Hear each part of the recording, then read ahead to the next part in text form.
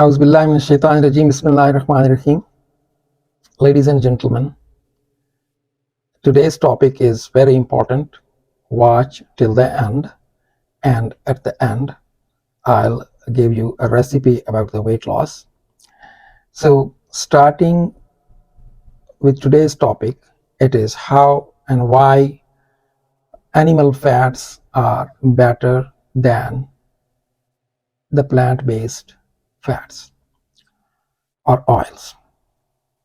As we know, there are three main components or macronutrients of our food, and they are all very essential and very necessary.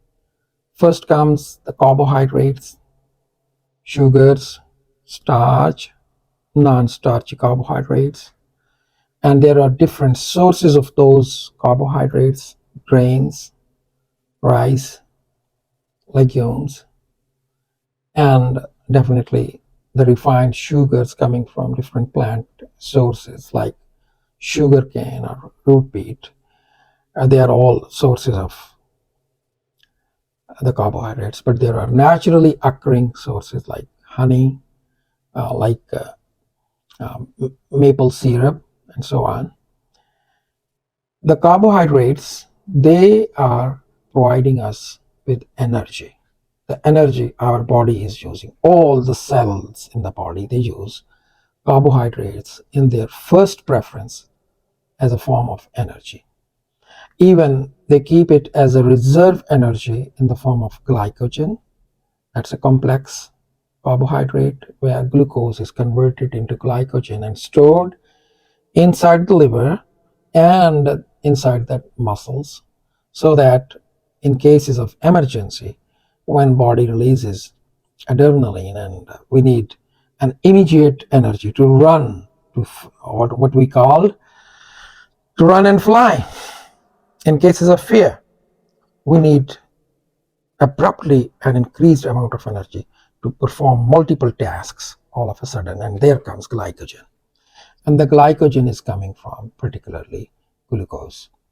So what's the problem with glucose, or what is the problem with the refined sugars? The problem is that they are instantly and immediately absorbed and digested, and they go into our system, and they do a certain sudden increase and spike in the levels of blood glucose and in the level of insulin. These levels are high levels of insulin. Definitely they are performing a higher degree of absorption of glucose from blood into the cells, but at the same time, it is causing problem to our metabolism. It is causing problem to slow our metabolism, and it is causing proliferation of cells in different systems. When it is causing proliferation in the renal system, people are having kidney disease. When the proliferation comes into the vascular system, there are vascular damages in and around the heart, in and around brain, and the impact and the output or the outcome is cardiovascular diseases, ischemic diseases, strokes, heart attacks, so on and so forth. So similarly, a very high amount of fructose, when it is absorbed, it straight away goes into the liver and it is converted straight away into triglycerides. Now these triglycerides, they are dangerous, they are bad, and they are converted into very small density lipoproteins, and these are the proteins which stuck with the vessel walls, and they cause atherosclerosis. So triglycerides are bad, and they are coming from fructose, which is a form of sugars. The other component of our food is proteins. Now proteins are coming from animals, they are coming from plants. Proteins are there in different legumes, in nuts, in lentils, in beans. They are plant-based proteins, and they are there in all animal sources: poultry, red meat, fish, chicken, eggs, milk and milk products, cheese, so on and so forth. But the important protein, or the most important proteins, are the proteins which are having essential amino acids. The EAAs, the essential amino acids, there are 9 amino acids which are very much necessary and essential for conversion of these proteins into the blocks of the body, into different things, into the hormones, into enzymes, into the parts of our cells, blah, blah, blah.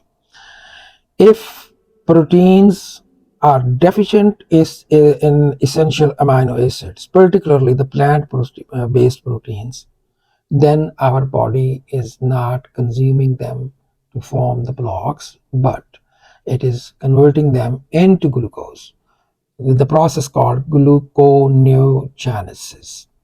So proteins coming from animals, they are the best proteins. And the best of the best is the eggs. Most of the vegetarians, they eat eggs. I will recommend they should eat a lot of eggs. 48 to 50% of the eggs, they are digested and absorbed, and they are converted into protein and fat in the body, and they are utilized by the body. Now comes the third component, and remember that 1 gram of carbohydrates, they provide 4 calories, and 1 gram of protein also provides 4 calories. But at the same time, 1 gram of fat, the third part of our food, that provides 9 calories. So it is caloric dense. It gives more calories when even we are taking less amount of fats. Now, there are saturated fats, there are unsaturated fats, there are monounsaturated fats, there are polyunsaturated fats. And before, people were consuming fats when they were consuming a lot of carnivore kind of a diet. They were consuming animal fats, and there were less problems. Why? Because the animal, they are eating fats from plants, they are consuming, they are converting it into their body fat, and we are eating those animals, their flesh, or we are eating secretions in shape of milk from their body, and the fats are coming into those secretions. These fats, they are saturated fats, definitely. But people were consuming saturated fats for a very longer time. Then in 1950s or 40s, when the growers of these vegetable oils, they needed market, they made a propaganda in association with different medical associations with the recommendations that saturated fats are not good, and polyunsaturated fats, they are good for health. Vegetable oil is good for health. And then vegetable oil was converted into trans fats, into dalda ghee, into ghee, vegetable ghee, and it was consumed at a larger scale in all manufacturings, in all the food manufacturings, in the factories, which are called this processed or ultra processed foods. So vegetable oils and ghee, or vegetable ghee, was a major component of these. And then it started coming up with problems, started with issues, and issues of inflammation. Now again, there is a revival of the knowledge, and they are saying that no, saturated fats are, oh, okay, butter is good, this is good. Yes, this is now tested that butter and butter oil, they have anti-inflammatory properties. So this is ghee. This is a butter oil made from the butter, and this butter is an Irish butter, grass-fed cows. But in Asia, India and Pakistan and other countries, they keep their own cows, and most of them, they are grass-fed. So it is very much useful to use their butter. Remember, butter is anti-inflammatory. The flesh of the animals is also having fats. Beef, red meat has a lot of fats in it. Tallow comes from animal fats. Lard comes from pork.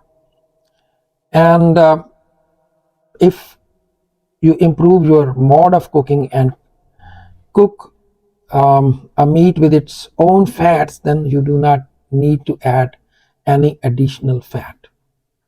So I will suggest fish, red meat, they are rich in fats.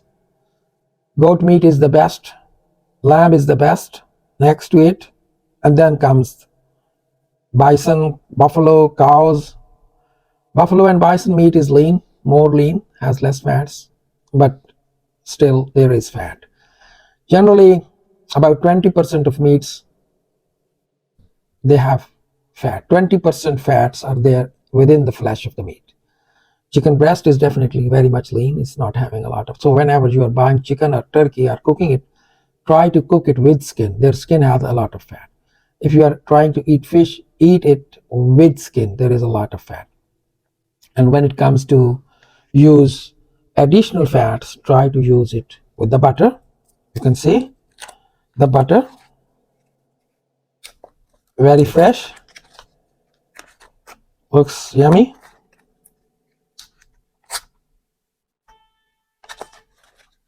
Yellow in color. Cow's butter is better than the buffalo butter, definitely. Cow's milk is better than the buffalo milk, and the fats are better. You can use cheese, has less fats, more proteins. But why? They are anti-inflammatory. They will reduce the generalized inflammation in the body, and they will reduce inflammation all around in your blood vessels and everywhere. And there are least chances that one will suffer with the inflammatory problems if they are consuming saturated fats. I hope you will like this video. At the end, again, before I finish, I will try to tell you a pattern of breathing which is great for weight loss. And that pattern is to express or to expel your breath forcefully. Breathe in like this, then breathe out like this. So you do not need to forcefully breathe in, but to forcefully breathe out. When you are breathing out, you are pulling all the intestines towards your heart, towards your chest from inside. You are forcefully pushing the air, which is somewhere in the bottom of your lungs, forcefully expelling it out. And if you practice it for 10 minutes a day, 5 to 10 minutes, it will definitely bear a lot of impacts on your weight loss. Thank you very much.